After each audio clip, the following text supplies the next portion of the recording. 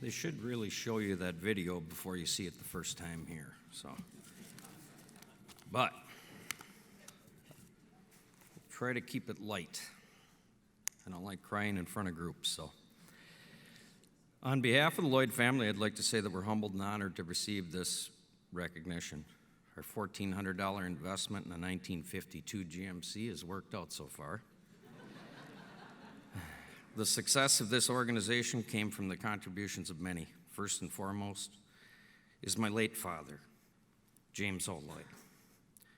He drove the entrepreneurial spirit into everyone.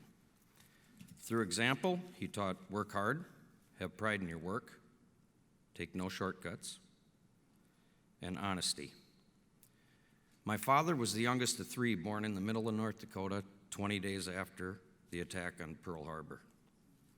His father passed away when he was 13. His brother of 21 took over the farm. He struggled renting land, worked as a hired man, and had other jobs that he could find to support us. In 1972, with great reluctance, we pulled up roots and moved to Minneapolis. He took on many jobs, and after a short period of time at any job, ran it like he owned the place. Summers for my brother and I were on the back of a garbage truck if we wanted to see him during the daylight hours. As he and I would drive down the road, I'd speak to him about starting our own business. When I was 17 years old, he called my bluff. He'd be very proud of us tonight, but he would wonder why we're not working. My mother discovered our venture about 9 months after we were into it. I believe it was about the time it was time to file taxes. She sorted through our chicken scratch books, made us compliant, and then she proceeded to point out that we weren't making any money. So basically, my mother's contribution was work smart. My beautiful and brilliant wife, Stephanie, joined the company prior to our marriage, and this is about the time that I saw my last paycheck. I told you she was brilliant. She grabbed onto upgrading everything and accelerating technology while answering phones with babies on each hip. She continues to oversee all the exciting and rewarding aspects of our business: insurance, payroll, employee benefits, taxes, audits, and so on. And not that I'm heartless, but she's also our integrator and our chief emotional officer. We can just say that more people have walked out of my office crying for different reasons than they walk out of her office crying. To put this bluntly, working with your spouse can be a real bitch at times. I can tell you that her and I are best friends, and we are each other's rock. This is off the charts, but in 2001, I had just bought out my parents. I woke up and I thought I was Dick Ames for some reason. So I got into road building and big earthwork and everything else. About 7 jobs, I lost about $3 million. It was the best learning experience I ever had. It was painful.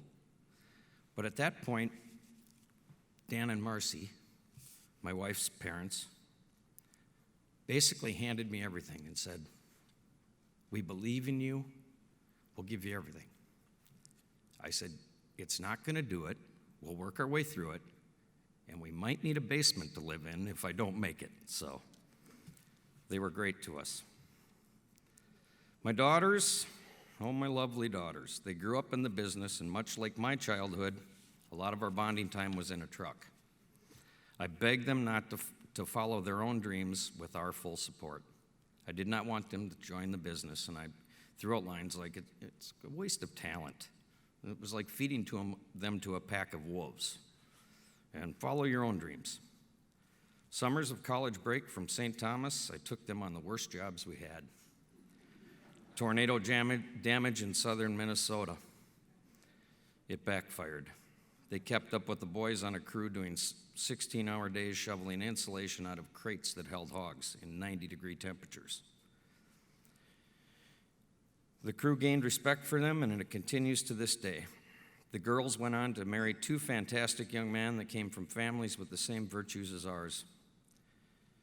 They were both sucked in and worked their way from the bottom to the ultimate dream of 80-plus hours a week. And then go home and talk about more work.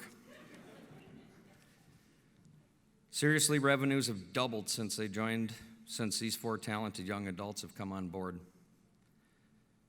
My 3 grandchildren make me realize that this trend may continue. My grandson Henry is a worker and he just loves to sweat. He just turned 5. This summer, it's true. This summer he was helping me in the garden pulling weeds.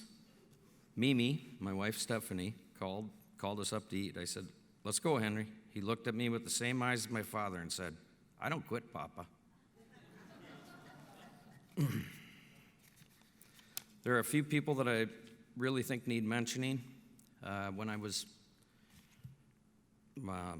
in high school, I worked at a gas station.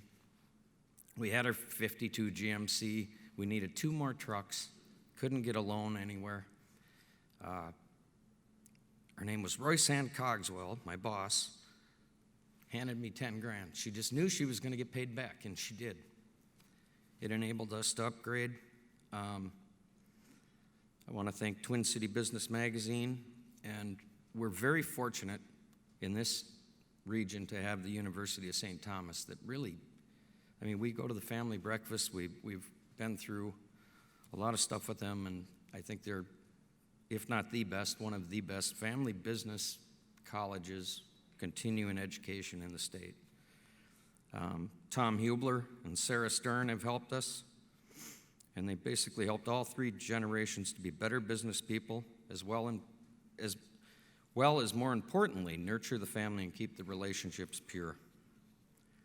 Thank you again, and it's a comforting feeling to be in this room with other family businesses that really understand the dynamics of this business. Thank you again.